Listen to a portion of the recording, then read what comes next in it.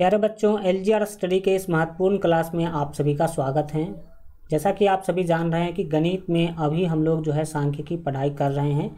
सांख्यिकी का 2 class already हो चुका है, तो अगर आप इससे पहले के 2 क्लास को नहीं देखे हैं तो ज़रूर देख लीजिएगा, क्योंकि आगे की चीज़ों को समझने के लिए उस 2 क्लास को देखना बहुत ही ज़्यादा ज़रूरी है। तब जाके आपको आगे की चीज़ें जो है अच्छा तरीक़ा से समझ में आ पाएगा। चलिए शुरू करते हैं, चीज़ों को सीखने समझने की कोशिश करते हैं। पिछले क्लास में हम लोग जो है देखे थे कि वर्गीकरण के आधार पर जो है आंकड़ा होते हैं 2 प्रकार के। एक तो होते हैं अवर्गीकृत आंकड़ा, एक होते हैं वर्गीकृत आंकड़ा। ठीक है, अवर्गीकृत आंकड़ा का सब कुछ हम लोग पढ़ाई कर चुके हैं और आज वर्गीकृत आंकड़ा पढ़ने वाले हैं। वर्गीकृत आंकड़ा का सब कुछ आज हम लोग जो है पढ़ेंगे। जिस तरह से अवर्गीकृत आंकड़ा सब कुछ पढ़ाई कर लिए हैं, उस तरह से आज वर्गीकृत आंकड़ा पढ़ेंगे। तो चलिए शुरू करते हैं और जानते हैं कि आखिर वर्गीकृत आंकड़ा होता क्या है, किसे कहते हैं वर्गीकृत आंकड़ा। तो याद रखिएगा कि जब आंकड़ों को किसी विशेष लक्षण यानी कि विशेषता के आधार पर विभिन्न यानी कि अलग अलग वर्गों में बांटा जाता है, तो ये आंकड़े वर्गीकृत आंकड़े कहलाते हैं। तो जो वह आंकड़ा है क्या कहलाता है? वर्गीकृत आंकड़ा कहलाता है। जैसे कि आप यहाँ पर देख सकते हैं कि किसी वर्ग के 20 बच्चों का प्राप्तांक है। मान लीजिए किसी क्लास में 20 बच्चे हैं, उसमें टेस्ट हुआ। टेस्ट में 100 मार्क का क्वेश्चन था। 100 में से कोई बच्चे 30 लाए, कोई 40 लाए, कोई 30, 45, 60, कोई 75 भी लाए। तो ये 20 बच्चों के प्राप्तांक यानी कि टेस्ट के अंक का जो है मान लीजिए कि आंकड़ा है।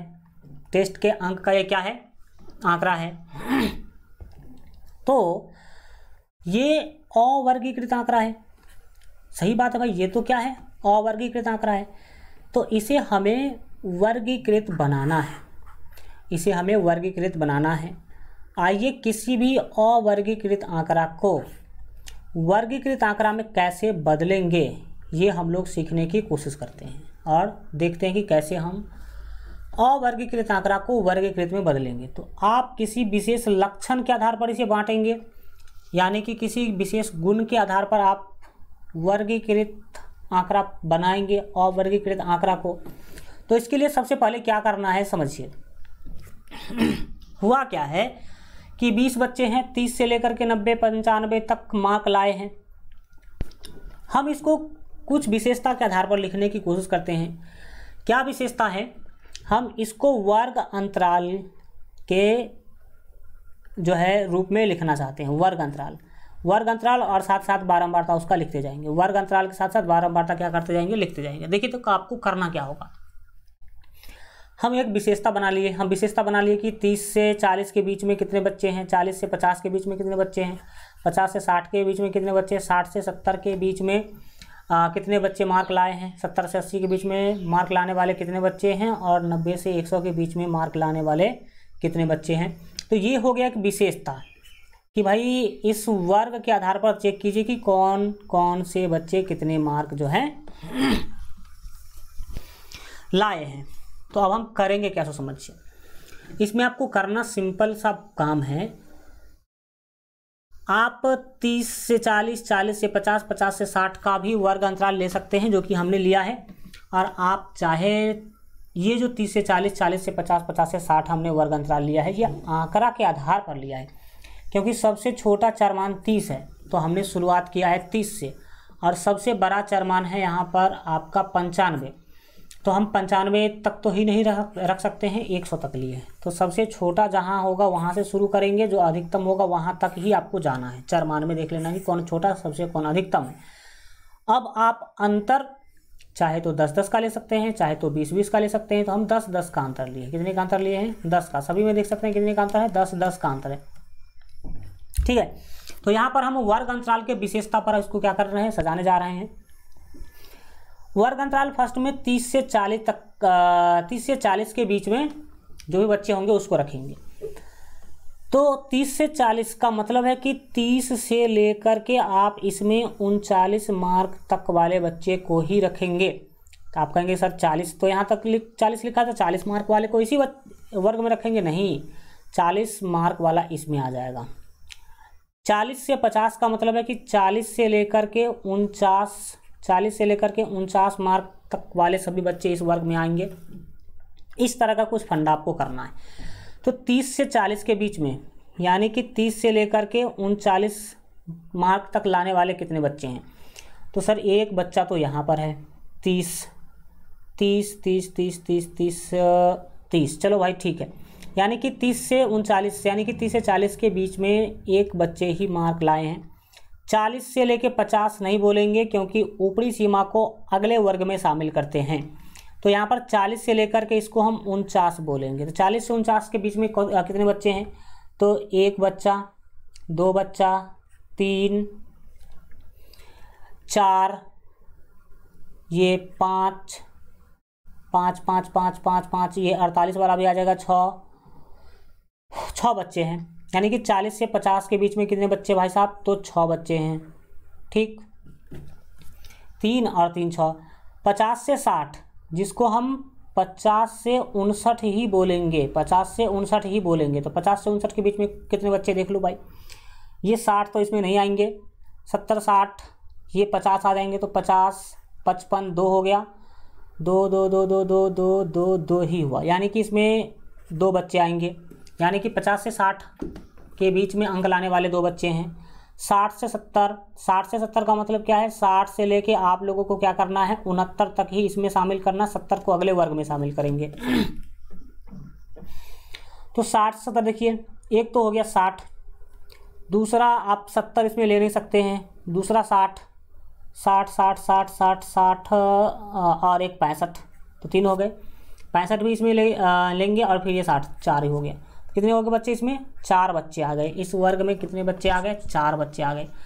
अगला जो वर्ग अंतराल है 70 से 80, 70 से 80 का मतलब है क्या प्यारे बच्चों? 70 से लेकर के 79 तक, 70 से लेकर के ये 7 ना होगा, 79 तक ही लेना होगा, 80 अगले वर्ग में शामिल करेंगे। 70 से 79 देखिए कितने बच्चे हैं,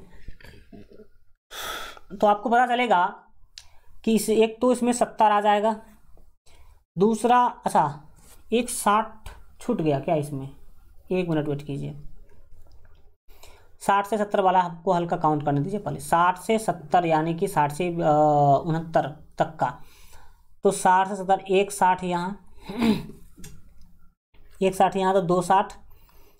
इसके बाद जो है 60 से ऊपर ही लेना है, 3 60, एक 65, तो 4, और ये एक 60, तो 5 होना चाहिए। क्या कितना होना चाहिए? इसमें आपका 5 होना चाहिए। तो इस तरीक़े से ध्यान देंगे आप लोग, हल्का इसमें मिस्टेक नहीं करेंगे, तो ये 5 होना चाहिए। चलो ठीक है। इसके बाद जो है 70 से 79 के बीच, तो 70 से 79 के बीच इसमें 70 वाला कोई कंसेप्ट नहीं है, तो यहाँ पर एक 70 है। इसके बाद जो है 70 से 79 जाने के लिए 80 60 48, 70 के बाद जो है आपका और एक 75 है, तो 75 यानी कि यहाँ पर आप 2 ले लेंगे, ठीक है, क्योंकि 70 से 79 के बीच में 2 ही बच्चे हैं।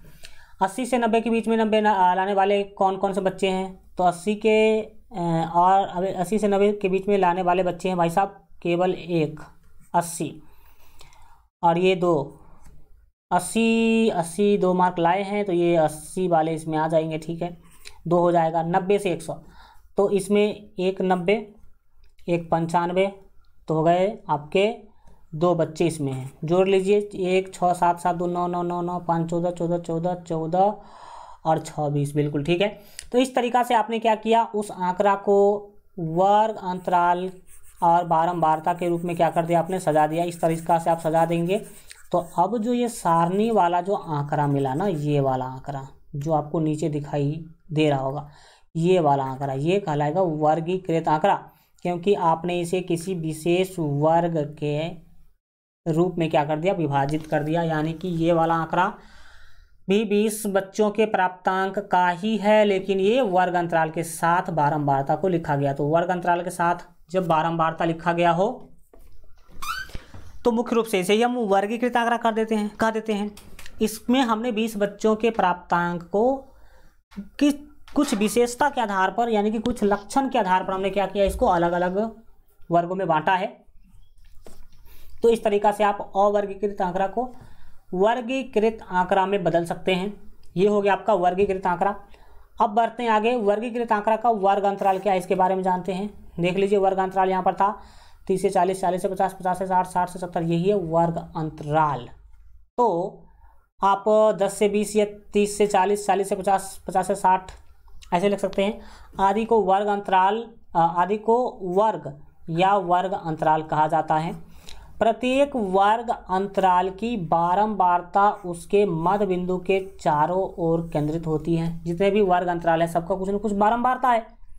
तो यहाँ देख सकते हैं कि इसका कुछ न कुछ बारंबारता, तो इसका जो बारंबारता है इसके वर्ग अंतराल के चारों ओर क्या है, घूमती रहती है, मतलब उसी के चारों ओर केंद्रित होती है।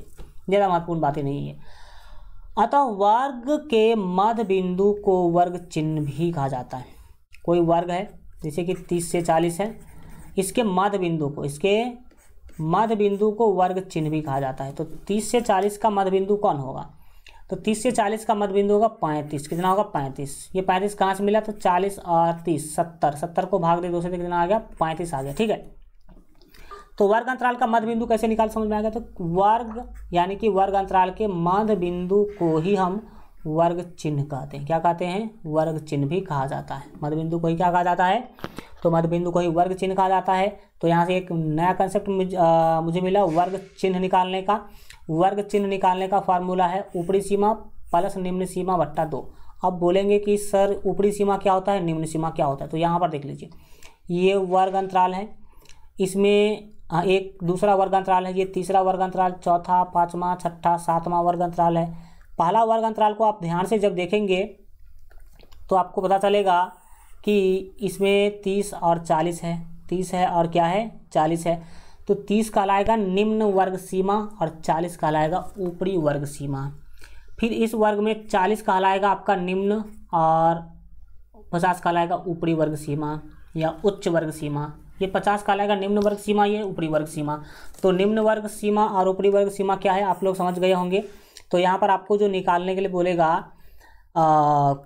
वर्ग अंतराल, तो उसमें आप समझिए कि ऊपरी वर्ग सीमा कौन होता है और निम्न वर्ग सीमा क्या होता है। तो अगर आपको जब कभी भी वर्ग चिन्ह निकालना पड़ेगा ही पड़ेगा, जब माध्य निकालेंगे तो माध्य निकालने के टाइम पर आपको वर्ग चिन्ह निकालने का जरूरत पड़ेगा। तो देखिए कैसे करेंगे हम। माध्य निकालने के वक्त वर्ग चिन्ह निकालेंगे तो वर्ग चिन्ह निकालने का फार्मूला है ऊपरी वर्ग सीमा प्लस निम्न वर्ग सीमा। इसको साधारण भाषा में ऊपरी सीमा प्लस निम्न सीमा बट्टा 2 भी कहते हैं। जैसे हम इस वाले वर्ग का वर्ग चिन्ह निकालते हैं तो क्या होगा, अगर हम 20 से 30 जो वर्ग है इसका अगर वर्ग चिन्ह निकालते हैं तो क्या होगा, तो वर्ग चिन्ह में निम्न सीमा आप प्लस ऊपरी सीमा आप बट्टे 2 किया जाता है। बट्टे क्या किया जाता है, 2 किया जाता है। तो करिए 20 30 हो गए 50, 50 बट्टे 2, 50 बट्टे 2 हो गए 25, 50 बट्टे 2 कितने हो गए सर 25। तो यानी कि आपका जो वर्ग चिन्ह है वो कितना हो गया, यहाँ पर 25 हो गया। इसी तरीक़ा से अगर आप जो 10 से 20 वर्ग है, 10 से 20 वर्ग है, इसका अगर वर्ग चिन्ह निकालेंगे तो निम्न सीमा और प्लस ऊपरी सीमा और बट्टे 2, तो जोड़ लीजिए निम्न सीमा ऊपरी सीमा तो 30 हो जाएगा ऊपर, 30 बट्टे 2 करेंगे यानी कि 15 हो जाएगा। तो ये 15 आपके हो गए वर्ग चिन्ह। तो अब आपको कोई भी वर्ग दे दिया जाए तो उसका वर्ग चिन्ह आप आराम से निकाल सकते हैं। वर्ग चिन्ह समझ लिए हम लोग। वर्ग चिन्ह समझने के बाद अब जो हम लोग समझने वाले हैं वर्ग अंतराल के प्रकार। याद रखिएगा वर्ग अंतराल 2 प्रकार के होते हैं। वर्ग अंतराल 2 प्रकार के होते हैं। एक होते हैं अपवर्जी या इसी का दूसरा नाम होता है अतिव्यापी वर्ग अंतराल, और दूसरा तो समावेशी वर्ग अंतराल या समावेशी वर्ग अंतराल का ही दूसरा नाम है अंतिव्यापी वर्ग अंतराल। समावेशी वर्ग अंतराल का ही दूसरा नाम क्या है, अंतिव्यापी वर्ग अंतराल। तो अब हमें जानना होगा कि अपवर्जी वर्ग अंतराल क्या है, समावेशी वर्ग अंतराल क्या है। तो चलिए एक एक करके दोनों को पढ़ते हैं कि कौन है अपवर्जी वर्ग अंतराल और कौन है समावेशी वर्ग अंतराल। तो सबसे पहले अब हम लोग जानेंगे अपवर्जी वर्ग अंतराल को। तो अभी पीछे जो वर्ग अंतराल आप पढ़ रहे थे 10 से 20, 20 से 30, 30 से 40, 40 से 50, वही है अपवर्जी वर्ग अंतराल। वही क्या है, अपवर्जी वर्ग अंतराल। देखिए इसमें होता क्या है। ये जो वर्ग अंतराल आपको दिखाई दे रहा है ये अपवर्जी वर्ग अंतराल है। इसमें क्या होता है कि पहला वर्ग का जो ऊपरी सीमा है वो दूसरे वर्ग का निम्न सीमा हो जाता है, दिख रहा है। फिर इस वर्ग का जो ऊपरी सीमा है वो आगे वाले वर्ग का निम्न सीमा बन जाता है। फिर इस वाले वर्ग का जो ऊपरी सीमा है वो आगे वाले वर्ग का निम्न सीमा बन जाता है। बन जाता है कि नहीं बन जाता है? यानी कि जहाँ से ख़त्म हुआ वहीं से अगला शुरू हो जाता है। इसमें कोई गैप नहीं होता है। 30 से 40 कोई गैप हुआ, फिर 50 से 50 कोई गैप हुआ, 60 से 60 कोई गैप नहीं, इसमें गैप नहीं होता है। तो इसमें इसको समझेंगे कैसे? जिस वर्ग अंतराल में किसी वर्ग की उच्च सीमा तथा अगले वर्ग की निम्न सीमा बराबर होती हैं, किसी वर्ग की उच्च सीमा तथा उसके अगले वर्ग की निम्न सीमा बराबर होती हैं, ठीक है, तब उसे हम कहते हैं कौन चीज़? तब हम उसे कहते हैं आपका जो है अपवर्जीय वर्ग अंतराल। क्या कहते हैं? अपवर्जीय वर्ग अंतराल। देख लीजिए, इस वर्ग का जो उच्च सीमा है, ठीक, अगले वर्ग के निम्न सीमा के बराबर है। फिर इस वर्ग का जो उच्च सीमा है वो अगले वर्ग के निम्न सीमा के बराबर है। इस वर्ग का उच्च सीमा अगले वर्ग के निम्न सीमा के बराबर है। तो वही तो बोला गया कि जिस वर्ग की, है ना, वर्ग की जो है जिस वर्ग अंतराल में किसी वर्ग की निम्न उच्च सीमा जो है अगले वर्ग की निम्न सीमा के बराबर होती हैं, तो उसे हम अपवर्जीय वर्ग अंतराल कहते हैं, जो कि आपने देख ही लिया अपवर्जीय वर्ग अंतराल। इसमें कोई गैप नहीं होगा, इसमें कोई भी गैप नहीं होगा। अब हम समझते हैं अपवर्जीय वर्ग अंतराल का वर्ग माप। क्या समझने वाले हैं? अपवर्जीय वर्ग अंतराल का वर्ग माप। तो वर्ग माप कैसे निकालेंगे वो अब आप सीखने की क्या कीजिएगा, कोशिश कीजिएगा। जैसे ये हमने क्वेश्चन दे दिया, वर्ग अंतराल 30 से 40, 40 से 50, 50 से 60, 60 से 70 का वर्ग माप ज्ञात कीजिए। क्या ज्ञात कीजिए? वर्ग माप ज्ञात कीजिए, हमने आपको बोल दिया। तो वर्ग माप ज्ञात करने का फॉर्मूला है ऊपरी सीमा माइनस निम्न सीमा, ऊपरी सीमा माइनस निम्न सीमा। अब अगर इस वर्ग का वर्ग माप निकालना हो, पहला वाले वर्ग का, पहला वर्ग का निकालना हो, तो ऊपरी सीमा माइनस निम्न सीमा कर दीजिए तो 10 हो गया। ये पहला वर्ग है, ये दूसरा वर्ग है, ये तीसरा वर्ग है, ये चौथा वर्ग है। दूसरा वर्ग का निकालेंगे तो भाई साहब कितना होगा? तो दूसरा वर्ग का ऊपरी सीमा 50, निम्न सीमा 40, यानी कि 50 माइनस 40 बराबर 10। तीसरा वर्ग में क्या है? ऊपरी सीमा है 60, निम्न सीमा है 50, 60 माइनस 50 हो जाएंगे 10। कितने होंगे भाई? ये 10 होंगे। चौथा जो वर्ग है उसका ऊपरी सीमा है 70, निम्न सीमा है 60, 70 में से 60 कराएंगे तो 10। तो इसमें देख लीजिए सभी वर्ग का आपने वर्ग माप निकालना सीख लिया। वर्ग माप निकालना आपने क्या कर लिया? सीख लिया। कोई बड़ी सी बात नहीं है, और अच्छी बात है कि सभी में वर्ग माप सेम आया है, और किसी भी क्वेश्चन के अंदर वर्ग माप सेम ही आना चाहिए। सभी वर्ग का वर्ग अंतराल 10 10 है। कितना है? 10 10 है। तो आपने वर्ग माप निकालने का फॉर्मूला याद रखा, वर्ग माप बराबर उच्च सीमा माइनस निम्न सीमा, उच्च सीमा माइनस निम्न सीमा। ये करके आप वर्ग माप निकाल सकते हैं। वर्ग माप को याद रखिएगा कि h से सूचित करते हैं। वर्ग माप को किससे? वर्ग माप को h से सूचित करते हैं। और जो आपका ये है वर्ग अंतराल तो बिल्कुल ठीक है, वर्ग चिन्ह अभी पढ़ाई करते हैं। वर्ग अंतराल ठीक है, वर्ग चिन्ह जो है इसको x से सूचित करते हैं, वर्ग चिन्ह को x से, ठीक।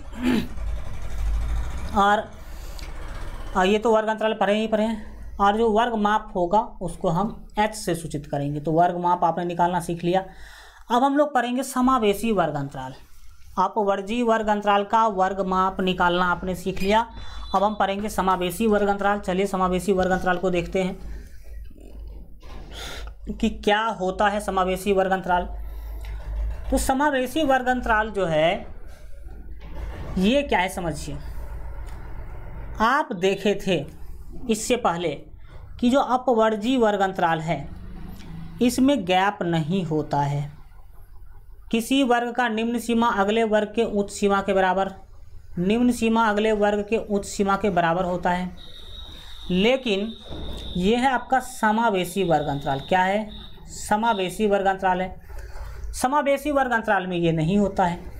इसमें क्या होता है कि जो अगर इस वर्ग का बात करें, पहला वर्ग का, तो इसका निम्न सीमा 40 है और इसका जस्ट ऊपरी सीमा 41 है। मतलब बराबर नहीं है। निम्न सीमा 50, उसका ऊपरी सीमा 51, इसमें ऊपरी सीमा 60, इसका अगला का निम्न सीमा 61, यानी कि दोनों बराबर नहीं है। ऊपर में देखेंगे तो कोई गैप नहीं है, 40 से 40, 50 से 50, कोई गैप नहीं। लेकिन इसमें देखेंगे तो एक का गैप है, 41 गया, 40 से गया 41, एक का गैप, 50 से 51, एक का गैप, 60 से 61, एक का गैप। और इस गैप को रिक्त बोलते हैं, गणित की भाषा में क्या बोलेंगे, रिक्त बोलेंगे। इसे हम समझते हैं। जो समावेशी वर्ग अंतराल है, इस वर्ग अंतराल में किसी वर्ग की उच्च सीमा, किसी वर्ग की उच्च सीमा जो है ठीक अगले वर्ग की निम्न सीमा के बराबर नहीं होती हैं, जबकि पिछले वाले में बराबर होती थी। जैसा कि यहाँ पर देख लीजिए, उच्च सीमा अगले के निम्न सीमा के बराबर है, इस वर्ग की उच्च सीमा अगले के निम्न सीमा के बराबर है, लेकिन इस वाले क्वेश्चन में उच्च सीमा अगले के निम्न सीमा के बराबर नहीं है, उच्च सीमा अगले के निम्न सीमा के बराबर नहीं है। ठीक है, तो ऐसे ही वर्ग अंतराल को हम बोलेंगे, ये जो वर्ग अंतराल है ये है समावेशी। कैसा है, तो समावेशी वर्ग अंतराल है। ये कौन सा वर्ग अंतराल है, समावेशी वर्ग अंतराल है। समावेशी वर्ग अंतराल में क्या होगा, गैप होगा। यहाँ पर 40 से 41 गया, 50 से 51 चला गया, यानी कि एक का गैप दिख रहा है। ऐसा नहीं है कि हमेशा एक का ही गैप रहेगा, कभी 2 का भी गैप हो सकता है, कभी 3 का भी गैप हो सकता है। समझ में आ गया। तो ये आपने समझा समावेशी वर्ग अंतराल। समावेशी वर्ग अंतराल का वर्ग माप कैसे निकालते हैं। अब समावेशी वर्ग अंतराल का वर्ग माप सीखिए। इसका वर्ग माप निकालने के लिए क्या है, ऊपरी सीमा माइनस निम्न सीमा, आप प्लस रिक्त, प्लस क्या चीज़ करेंगे, तो रिक्त करेंगे। रिक्त यानी कि जो गैप रहता है उसे हम जोड़ देते हैं। जैसे कि एग्जाम्पल के रूप में हमने आपको दिया है यहाँ पर, अगर ये पहला वर्ग है, ये दूसरा वर्ग है, ये तीसरा वर्ग है, ठीक, तो हम इसका वर्ग माप निकालने की कोशिश कर रहे हैं। वर्ग माप को अभी जस्ट बताए थे हम आप लोगों को कि h से सूचित करते हैं, तो यानी कि आपको h निकालना है। पहला का जो h होगा वो क्या होगा, ऊपरी सीमा माइनस निम्न सीमा, तो ऊपरी सीमा 40 है, निम्न सीमा 30 है, इसमें जोड़ना है गैप। तो देखिए कि 40 से 41 जाने के लिए कितना का गैप, एक का गैप, 50 से 51 जाने के लिए कितना गैप, एक का गैप। तो हम यहाँ पर क्या करेंगे, गैप यानी कि रिक्त को जोड़ेंगे। तो रिक्त 1 है तो जुट गया, क्या होगा, 40 में से 30 गया तो 10, 10 और प्लस 1 11 हो गया। दूसरा जो वर्ग अंतराल है उसका वर्ग माप आप निकालेंगे, तो उसका जो निम्न सीमा है वो 41 है। निम्न सीमा कितना है, 41 है। अच्छा सॉरी, पहले ऊपरी सीमा लिखना होगा, क्योंकि आप क्वेश्चन के फार्मूला में देख सकते हैं ऊपरी सीमा माइनस निम्न सीमा है। तो आइए ऊपरी सीमा माइनस निम्न सीमा करते हैं। ऊपरी सीमा है 50, माइनस निम्न सीमा है आपका 41, और प्लस आपको करना है 1, क्योंकि रिक्त को तो जोड़ना ही पड़ेगा। तो ये आपका फिर से कितना हो गया, 11 हो गया, क्योंकि 50 में से 41 घटाएंगे, 50 में से 41 घटाएंगे तो कितना होगा, ये हो जाएंगे आपके 9, 9 में 1 10, 9 में 1 जोड़ेंगे तो कितना होगा, 10 होगा। और हमें लगता है कि जो शायद फर्स्ट वाले वर्ग अंतराल में 1 नहीं जोड़ा जाता, ठीक है, ये 10 होगा। कितना होगा, ये 10 होगा। तीसरा में देखिए क्या होगा, तीसरा का जो वर्ग अंतराल है कैसे होगा, तो उसमें भी ऊपरी सीमा माइनस निम्न सीमा आप प्लस 1 करो, तो ऊपरी सीमा 60 माइनस ये हो जाएगा, फिर से 10, कितना हो जाएगा, 10 हो जाएगा। देखो भाई साहब, पिछले वाले में जो वर्ग माप आप निकाले थे सभी 10 10 10 आ रहा था कि नहीं, यहाँ पर देख लो 10 10 आया, सबका 10 10 10 आया, तो 10 10 आ रहा तो ये सही है। लेकिन अगले में देखेंगे आप समावेशी वाला में कि आपको दिखेगा कि एक बार 11 आया, दूसरी बार 10 10 10 आया, तो ये गलत है, यही नहीं होना चाहिए। जब कभी भी आप क्वेश्चन बनाने के लिए जाइए, माध्य बनाइए, माध्यक बनाइए, बहुलक बनाइए, तो वर्ग अंतराल को हमेशा आपको अपवर्जी में बदल के रखना है, समावेशी नहीं होना चाहिए। समावेशी वर्ग अंतराल नहीं होना चाहिए, हमेशा आपको वर्ग अंतराल को अपवर्जी में बदल लेना है। तो आपको समावेशी वर्ग अंतराल को अपवर्जी में बदलने आना चाहिए।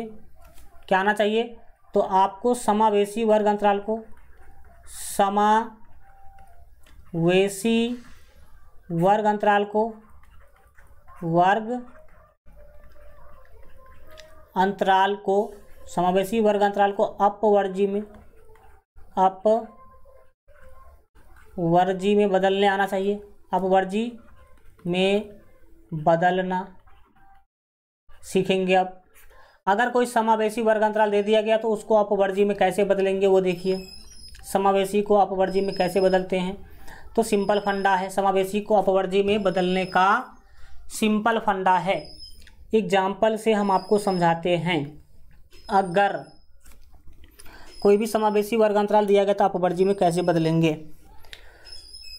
जैसे वर्ग अंतराल है आपका 10 से 20, फिर 21 से 30, फिर 31 से मान लीजिए कि 40। 31 से कहाँ, तो 31 से आपका 40 है, फिर 41 से मान लीजिए कि आपका 50 है, 41 से 50 है। तो ये जो वर्ग अंतराल आपको दिखा, ये वर्ग अंतराल कौन सा वर्ग अंतराल है, तो सर इसमें एक एक का गैप दिख रहा है। एक एक का क्या दिख रहा है, गैप, यानी कि रिक्त दिख रहा है, एक एक का गैप दिख रहा है। तो जो गैप है, याद रखिएगा, इस गैप को ही हमें ख़त्म करना है। गैप को ही क्या करना है, ख़त्म करना है। ये है आपका समावेशी, क्या है, समावेशी वर्ग अंतराल। अब इसको अपवर्जी में बदलना है। अपवर्जी में कैसे बदलेंगे, अपवर्जी में बदलने के लिए सिंपल फंडा है। देखिएगा कि कितना का गैप है, तो गैप है एक का, है 30 से 31, एक 40 से 41, एक का रिक्त है, यानी कि रिक्त कितना का है, एक का है। तो आप जितना का रिक्त रहेगा, कभी कभी 2 का भी रिक्त रह सकता है, 5 का भी रिक्त रह सकता है, लेकिन जनरली 1 का ही रहेगा। तो जितना रिक्त है इसको 2 से भाग दीजिए, तो आपको मिला 0.5। रिक्त को आपको 2 से क्या कर देना है, भाग देना है, और जितना भागफल आया वो निम्न सीमा में से घटाएंगे और ऊपरी सीमा में जोड़ेंगे। तो जोड़ना शुरू कर दीजिए। इस वर्ग अंतराल को अगर हम समावेशी में बदलने के लिए जाएंगे तो कैसे बदलेगा, सो देखिएगा यहाँ से ध्यान से। समावेशी तो है ही, अगर इसको अपवर्जी में हम बदलने की कोशिश करेंगे तो ये कैसे होगा, सो देखिएगा। टोटल 4 वर्ग अंतराल है, तो एक ये मान लीजिए 2, 4, ठीक। अब इसको हम समावेशी से अपवर्जी में कैसे बदलेंगे प्यारे बच्चों, वो देखिएगा। समावेशी से अपवर्जी में बदलने का सिंपल फंडा है। रिक्त को आपने क्या किया, रिक्त को आपने 2 से भाग दिया, तो 0.5 में हमेशा रिक्त को 2 से भाग देना है, हमेशा रिक्त को 2 से ही भाग देना है। और भाग देने के बाद जितना भागफल आएगा वो क्या करना है, निम्न सीमा में से घटाना है और ऊपरी सीमा में जोड़ना है। तो 10 है, 10 में से अगर आप घटाते हैं 0.5 तो आपको मिलेगा 9.5। 9 कितना मिलेगा, 5 मिलेगा। और 20 में 0.5 जोड़ेंगे तो ये 20 दशमलव कितने हो जाएंगे, 5 हो जाएंगे। फिर अगले बार वही करना है। 21 है निम्न सीमा, निम्न सीमा में से घटाना है 0.5 और ऊपरी सीमा में 0.5 जोड़ना है। तो चलिए करते हैं। 21 में से अगर आप 0.5 घटाते हैं तो ये 20.5 होगा, और फिर 30 में से घटाते हैं, 30 में जोड़ना होगा, तो ये होगा 30.5। कितना हो जाएगा, 30.5 हो जाएगा। फिर आप 31 वाले के साथ भी यही करेंगे। 31 है निम्न सीमा, तो इसमें से घटाएंगे तो ये हो जाएगा 30.5 हो जाएगा। और फिर 40 में 0.5 जोड़ेंगे तो ये 40.5 हो जाएगा। 41 में से घटाएंगे तो ये 40.5 होगा, और 50 में 0.5 जोड़ेंगे तो ये 50.5 होगा। 50 क्या होगा, 5 होगा। अब ध्यान से देखिए, ये वर्ग अंतराल जो है अपवर्जी में बन चुका है। किस में बन चुका है, अपवर्जी वर्ग अंतराल बन चुका है। कैसे सर बन गया, दिखा दीजिए। तो देखो यहाँ पर 20.5 से ख़त्म हो रहा है तो अगला 20.5 से शुरू हो रहा है। 30.5 से ख़त्म हो रहा है तो अगला 30.5 से शुरू हो रहा है। 40.5 से ख़त्म हो रहा है तो अगला 40.5 से शुरू हो रहा है। देखा आपने क्या सर, बिल्कुल ठीक है। ये तो एकदम आसानी से हमने समझ लिया कि कैसे हम समावेशी को अपवर्जी में क्या करेंगे, बदलेंगे। तो मेन पहला काम करना, रिक्त देखना है, रिक्त को 2 से भाग देना है, जितना भागफल आया उसको निम्न सीमा में घटाना है और ऊपरी सीमा में जोड़ना है, बस हो गया। समावेशी वर्ग अंतराल को अपवर्जी में आप बदलना सीख जाएंगे। अब बढ़ते हैं आगे। अब हम लोग कुछ महत्वपूर्ण आलेखीय निरूपण करने वाले हैं। आंकड़ों का आलेखीय निरूपण। किसका आलेखीय निरूपण? तो हम जो है वो आंकड़ों का आलेखीय निरूपण करने वाले हैं।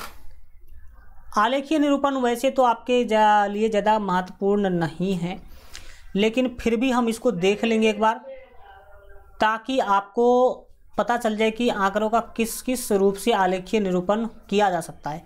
जो आपके लिए बहुत ज़्यादा महत्वपूर्ण है हम उसका चर्चा कर देंगे कि हाँ ये बहुत ही ज़्यादा महत्वपूर्ण है, और जो ज़्यादा महत्वपूर्ण नहीं होगा तो उसको छोड़ देंगे। तो आंकड़ों का जब हम आलेखीय निरूपण की बात करते हैं, आंकड़ों के आलेखीय निरूपण की जब बात करते हैं, तो याद रखेंगे कि सतत बारंबारता बंटन को निरूपित यानी कि चित्रित करने में बहुत से तरीके हैं। जो बारंबारता बंटन होता है उसको चित्रित करने के लिए यानी कि चित्र के रूप में दिखाने के लिए बहुत से तरीके हैं, जिसमें से कुछ निम्नलिखित है। पहला आयत चित्र, दूसरा बारंबारता बहुभुज, तीसरा तोरण, जो कि आपके लिए सबसे ज़्यादा महत्वपूर्ण है। तोरण सबसे ज़्यादा महत्वपूर्ण आपके लिए क्या है प्यारे बच्चों? तो त्वरण है। त्वरण आपके लिए सबसे ज़्यादा महत्वपूर्ण है। त्वरण को संचयी बारंबारता वक्र के नाम से भी जानते हैं। त्वरण का ही दूसरा नाम संचयी बारंबारता वक्र है। त्वरण का ही दूसरा नाम संचयी बारंबारता वक्र है। और एक होता है स्तंभ चार्ट और एक होता है वृत्त चित्र, जिसको पाई चार्ट कहते हैं। वृत्त चित्र को क्या कहते हैं? पाई चार्ट कहते हैं। तो आइए अब हम लोग एक एक करके इस सभी को क्या करते हैं, जानते हैं, सीखते हैं, समझते हैं कि आखिर ये क्या होता है। तो आयत चित्र, सबसे पहले क्या डिस्कशन करेंगे प्यारे बच्चों? आयत चित्र डिस्कशन करेंगे। आयत चित्र में होता क्या है कि किसी भी बारंबारता बंटन को, है ना, वर्ग अंतराल और उसकी संगत बारंबारता को किसी आयत की संलग्न भुजा मानकर जो आयत बनाते हैं उन्हें आयत चित्र कहते हैं। चौड़ाई जो है द्वारा वर्ग अंतराल को प्रदर्शित किया जाता है। आयत का जो ये चौड़ाई है ये वर्ग अंतराल को प्रदर्शित करता है, और ऊंचाई द्वारा जो है वर्ग बारंबारता को प्रदर्शित किया जाता है। ऊंचाई द्वारा किसको प्रदर्शित किया जाता है? बारंबारता को प्रदर्शित किया जाता है। जैसे 0 से 5 वर्ग अंतराल के लिए नीचे में आप देख सकते हैं वर्ग अंतराल दिखाया गया है और इधर बारंबारता दिखाया गया है। तो 0 से 5 वर्ग अंतराल में मान लीजिए कि 7 या फिर 8 जो है रहा होगा बारंबारता। 0 से 5 वर्ग अंतराल का 8 बारंबारता रहा होगा।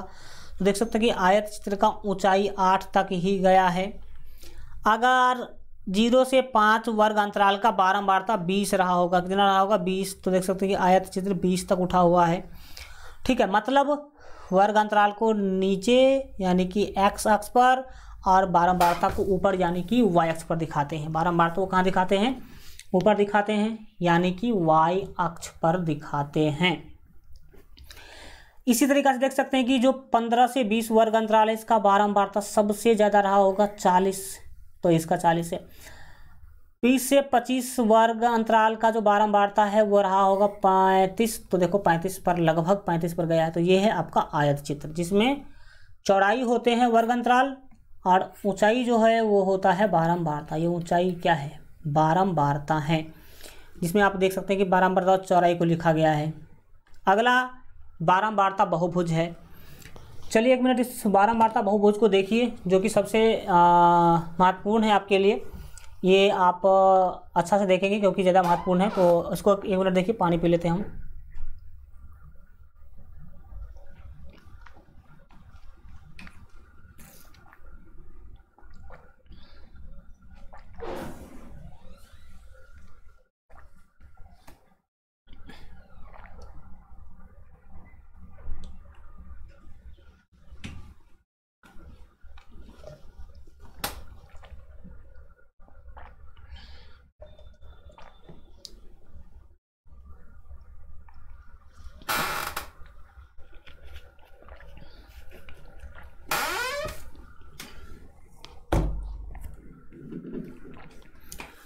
चलिए बारंबारता भुज को क्या करते हैं हम लोग समझते हैं। ध्यान लगाइएगा, देखिएगा कि आखिर बारंबारता जो बहुभुज है वो क्या होता है। अभी केवल देखना है, बनाना सिखाएंगे हम आपको आगे। बारंबारता बहुभुज को ही हम लोग संचयी बारंबारता वक्र कहते हैं, यानी कि त्वरण। हो बारंबारता बहुभुज तो दूसरा चीज़ है, ये तो अभी त्वरण खींचने की बात आगे करेंगे। चलो भाई, दूसरा नंबर का जो आपका था बारंबारता बहुभुज, उसको समझिए पहले। तो बारंबारता बहुभुज क्या है देखिए। बारंबारता बहुभुज जो है ये किसी आयत चित्र के आयतों की ऊपरी भुजा के मध्य बिंदु को मिलाने से बारंबारता बहुभुज बनता है। देखिए ये बारंबारता बहुभुज बनता कैसे है, आप देख सकते हैं पीछे आयत चित्र था। आयत चित्र का जो ऊपरी है भुजा, यानी कि हाइट का मध्य बिंदु, हाइट का मध्य बिंदु ले लीजिए, हाइट का मध्य बिंदु ले लीजिए और इसको मिला दीजिए। इसको क्या कर दीजिए, ऐसे फ्री हाथ से मिला दीजिए, फ्री हाथ से मिला दीजिए। जो आपको रेखा मिला यही रेखा है बारंबारता बहुभुज। यही रेखा क्या है, बारंबारता बहुभुज है। अब आप समझ ही रहे पहले से कि वर्ग अंतराल को नीचे, बारंबारता को ऊपर लिखा जाता है और फिर वर्ग अंतराल का जो बारंबारता उतना हाइट तक हम आयत चित्र को ले जाते हैं। तो आयत चित्र के ही मध्य बिंदु को मिला करके बारंबारता बहुभुज क्या किया जाता है, बनाया जाता है। जो कि आपने यहाँ पर देखा, क्या देखा, यहाँ पर डायरेक्ट लिखा ही गया है कि किसी आयत चित्र के आयतों की ऊपरी भुजा के मध्य बिंदु को मिलाने से बारंबारता बहुभुज बनता है। और ये वर्गीकृत आंकड़ों के लिए बारंबारता बहुभुज बिना आयत चित्र बनाए भी खींचा जा सकता है। अगर वर्गीकृत आंकड़ा है उसका अगर बारंबारता बहुभुज अगर मुझे बनाना है तो बिना आयत चित्र खींचे भी हम बारंबारता बहुभुज बना सकते हैं। बारंबारता बहुभुज क्या कर सकते हैं, बना सकते हैं। इसके लिए क्या करना था, एक्स अक्ष पर सभी वर्गों के मध्य बिंदुओं को अंकित करते हैं तथा वाई अक्ष पर जो है बारंबारताओं को, एक्स अक्ष पर सभी जो है मध्य बिंदु को और वाई अक्ष पर बारंबारताओं को जो है रखते हैं और सभी अंकित बिंदुओं को सरल रेखा द्वारा जोड़ने पर प्राप्त बहुभुज बनता है। वही को बारंबारता बहुभुज कहते हैं। जितने भी बिंदु प्राप्त हुए थे सबको मिला दीजिए फ्री हैंड, वही क्या कहलाएगा, बारंबारता बहुभुज कहलाएगा। अगला जो चीज़ है वो है सबसे ज़्यादा महत्वपूर्ण, त्वरण या संचयी बारंबारता वक्र। ये जो था आपका बारंबारता बहुभुज, ये बारंबारता के हेल्प से बनाया गया था। लेकिन संचयी बारंबारता वक्र जो है ये बारंबारता के हेल्प से नहीं बनेगा, ये बनेगा संचयी बारंबारता के हेल्प से। तो संचयी बारंबारता वक्र या त्वरण जब कभी भी खींचने के लिए आप चलते हैं तो एक्स अक्ष ले लीजिए, वाई अक्ष ले लीजिए। एक्स अक्ष पर अगर आपको कम प्रकार का त्वरण खींचना है तो ऊपरी सीमा को लीजिए, वर्ग अंतराल के ऊपरी सीमा को एक्स अक्ष पर और संचयी बारंबारता को वाई अक्ष पर लीजिए। जैसे हमने 10, 20, 30, 40, 50, 60, 70 ये निम्न सीमा, ऊपरी सीमा लिए हुए हैं, किसी वर्ग का ऊपरी सीमा लिए हुए हैं और इस पर संचयी बारंबारता को लिए हुए हैं। 10, 20, 30, 40, 50, 60 ये संचयी बारंबारता है। तो संचयी बारंबारता के हेल्प से क्या करते, बनाते हैं। पहला बिंदु बना होगा 10,10, तो ये 10,10 ये बिंदु है, ये 20,20 है, ये 40,35 है मान लीजिए, और ये 50,45 है और ये 60,60 है। तो इस सभी बिंदु को आपने क्या कर दिया, त्वरण खींच देते हो, त्वरण हो गया। इस प्रकार के त्वरण को उठता हुआ त्वरण या कम प्रकार का त्वरण कहते हैं। ठीक है। और दूसरा देख सकते हैं, निम्न सीमा लिया गया, इधर कौन लिया गया, ऊपरी सीमा। ऊपरी सीमा लेंगे तो ग्राफ नीचे से ऊपर की ओर जाएगा। और जब वर्ग अंतराल का निम्न सीमा लेंगे, कहाँ पर, वर्ग अंतराल का निम्न सीमा अगर आप लेते हैं एक्स अक्ष पर, तो ग्राफ इधर उठता हुआ नहीं गिरता हुआ प्रतीत होगा। ऊपर से देखो गिरता हुआ प्रतीत हो रहा है कि नहीं, गिरता हुआ प्रतीत होगा। ठीक है। इसमें संचयी बारंबारता को और इसमें निम्न सीमा को लिया जाता है। अब बात को आगे बढ़ाते हैं और इससे आगे की चीज़ों को महत्वपूर्ण तरीका से सीखने समझने की कोशिश करते हैं, जो कि है स्तंभ चार्ट। स्तंभ चार्ट क्या है? स्तंभ चार्ट है, इसमें कोई भी सिचुएशन को दिखाया जाता है। देखिए स्तंभ चार्ट में एक स्तंभ की चौड़ाई कितनी भी हो सकती है, एक स्तंभ की चौड़ाई कितनी भी हो सकती है, परंतु सभी स्तंभ की चौड़ाई समान नहीं होनी चाहिए। सभी स्तंभ का चौड़ाई एक जैसा नहीं होना चाहिए, कोई छोटा कोई बड़ा हो सकता है, ठीक है। इस स्तंभ के बीच की जगह समान होती है, जैसे ये जगह ये जगह ये जगह, अगर ये 2 सीएम है तो ये भी 2 सीएम, ये भी 2 सीएम होना चाहिए। ऐसा नहीं कि ये 2 सीएम है तो ये 4 सीएम और ये 6 सीएम होगा, ऐसा नहीं होगा, ठीक है। तो ये आपने देख लिया। जैसे कार 20 लोगों के द्वारा मान लीजिए अगर चढ़ाया जाता है तो 30 लोग बस से चलते हैं और 30 लोग स्कूटर से भी चलते हैं, और मोटरसाइकिल से चलने वालों की संख्या सबसे ज़्यादा है 40। हो जाता क्या है 40 है। तो इस बार पंजीकृत वाहन की संख्या लिए हैं और इस पर उसके बारंबारता को लिए, तो हमें पता चला कि सबसे ज़्यादा कौन चलता है, तो सबसे ज़्यादा चलता है आपका वही 12 मोटरसाइकिल चलता है सबसे ज़्यादा। तो इसको हम कहते हैं स्तंभ चार्ट। अभी तो बेसिक चीज़ देख रहे हैं, इसके हाई लेवल की चीज़ों को भी क्या करेंगे देखेंगे। अब जो है वर्गीकृत आंकड़ों का माध्य पढ़ना, आपको क्या पढ़ना है, वर्गीकृत आंकड़ों का माध्य। तो वर्गीकृत आंकड़ा का माध्य, माध्यक और बहुलक, 3 चीज़ पढ़ना है, ना कि माध्य ही पढ़ना है। तो वर्गीकृत आंकड़ा का माध्य, माध्यक और बहुलक, ये 3 चीज़ हम पढ़ेंगे। और फिर इस चैप्टर से रिलेटेड सारे के सारे जो मोस्ट इम्पोर्टेंट क्वेश्चन, आपके एग्ज़ाम के लेवल का क्वेश्चन, उस टाइप का क्वेश्चन जिस टाइप का क्वेश्चन आपके एग्जाम में पूछा जाता है, वो अगले क्लास में हम लोग क्या करेंगे, डिस्कशन करेंगे। तो अगले क्लास में माध्य, माध्यक, बहुलक 3 चीज़ पढ़ेंगे, वर्गीकृत आंकड़ा का, और साथ ही साथ आपके एग्जाम में जिस टाइप के क्वेश्चन पूछे जाते हैं उस टाइप के सभी क्वेश्चन को भी क्या करेंगे प्यारे बच्चों, हम लोग सीखेंगे, बनाएंगे। तो आज इतना ही रखते हैं, मिलेंगे फिर जो है हम लोग अगले क्लास में। तब तक अपना ख्याल रखिए, LGR स्टडी देखते रहिए। और जितने भी प्यारे बच्चे अगर अभी तक पेड कोर्स ज्वाइन नहीं किए हैं तो ज़रूर ज्वाइन कर लीजिएगा, आपके बेहतर भविष्य, बेहतर तैयारी के लिए बहुत ही ज़्यादा ये अच्छा रहेगा। Thank you so much, goodbye, take care.